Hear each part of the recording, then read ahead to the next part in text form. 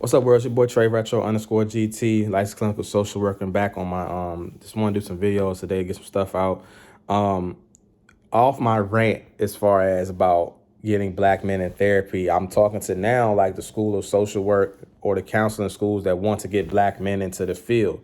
And we're trying to figure out, how do we get more black men into the field? Well, first, you got to understand to be upfront. Nobody just automatically wakes up thinking they want to come into this field of social work. I'm gonna just stick with the field of social work. Should any other entity, counseling entity, want to hop on and listen, that's cool too. But I'm gonna just talk about the field of social work, right? Social work has to understand its role in the oppressive nature and the discriminatory practices that it is aided in the effects of the African American community. You have to understand that as a social work field. You feel what I'm saying? Whether that's child welfare, the legal system, you feel what I'm saying? Even in private practice and therapy, even in the field of scope of misdiagnosing or not doing a full assessment of kids to understand what's really going on. You giving them oppositional defiance disorder, conduct disorder when they really just hungry. You feel what I'm saying? So you say, okay, well, how do we get more black men into this field? You have to recognize and take accountability for your actions that you have aided in this marginalized population, which is the African American people and especially African American men. You have to take accountability for that. So what are you going to do to rectify that? Secondly, you have to understand that this field is not easy, and the field of social work does not make it easy to just get into the field and become a licensed therapist. It takes, I tell people it can take anywhere from between 6 to 10 years to become a licensed therapist. It took me maybe like 12 to 13, and so I'm talking about from undergraduate all the way to licensure. You know what I'm saying? So that is another barrier. And then there's the other piece of just like, the thought pattern behind a black male social worker and what they look like. Most of the times we looked at as just a physical trophy in these spaces or the security in these spaces, right? And that doesn't lend way to allowing us to use our actual clinical expertise or our therapeutic skills to help the people we want to help. If you only see me as a security or the muscle, right? If that's the only thing you can conceptualize of me with my credentials as the muscle, then there's no growth for me to exercise my therapeutic skills, my actual skill set or my clinical expertise to help those in need, right? So we have to stop looking at black men as just this one thing across all spaces, of course, but especially in the field of social work. If you wanna tap in with them, and I think that's across the board, right? And then also the other thing is that social work is a helping profession, which our field is dominated by white women. So a lot of times the profession is seen as a woman like field.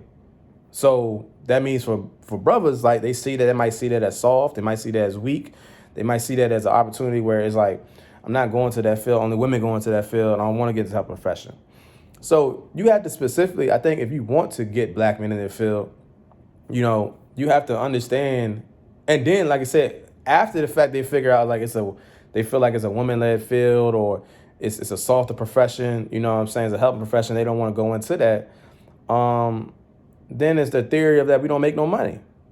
we don't make no money. So what's the point of me going into $60,000-$70,000 in debt to not make no money on the back end? You just doing it for the love? Nah. See, that's the other thing. We gotta dispel that myth, because there's mad social workers in the field getting money. Let's stop that. I know a whole bunch of them. I know some 6-figure therapists.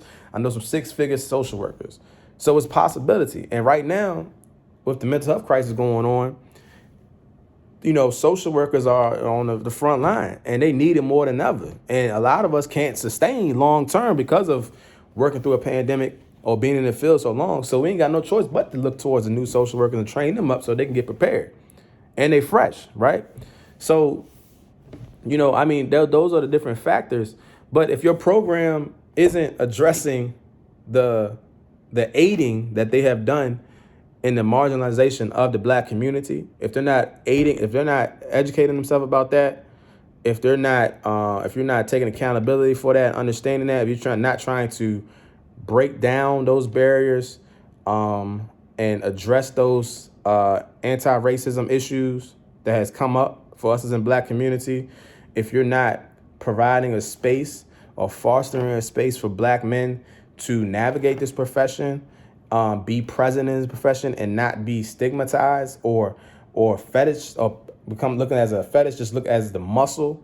If you're not allowing the Black men in this field to express themselves in a strategic manner outside of just being a security in the muscle or showing up and diffusing fights, and allowing them to use their words and clinical expertise and their therapeutic skills to manage this stuff. And then if you're perpetuating this thought that we can't make money, or they just got to do it for the love and get back to the community, then you're not fostering a healthy environment for those of us or wanting to get Black men into this field. And they're not going to come into this field.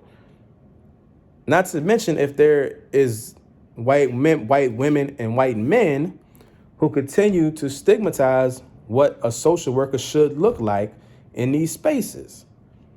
If we're talking about helping the marginalized population or helping a community that has been constantly oppressed, you're not going to be able to reach them with people who don't look like them. And I'm talking about look, talk, act, all of that at the same time.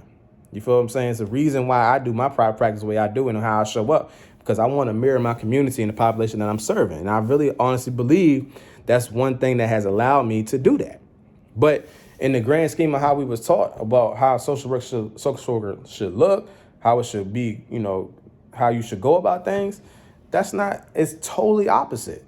It's totally opposite of what it should look like and feel like. So, social work programs, tap in. I got a whole collective of brothers working on this type of stuff. If you're trying to figure out how can you help foster a program that will be inclusive for Black men, right?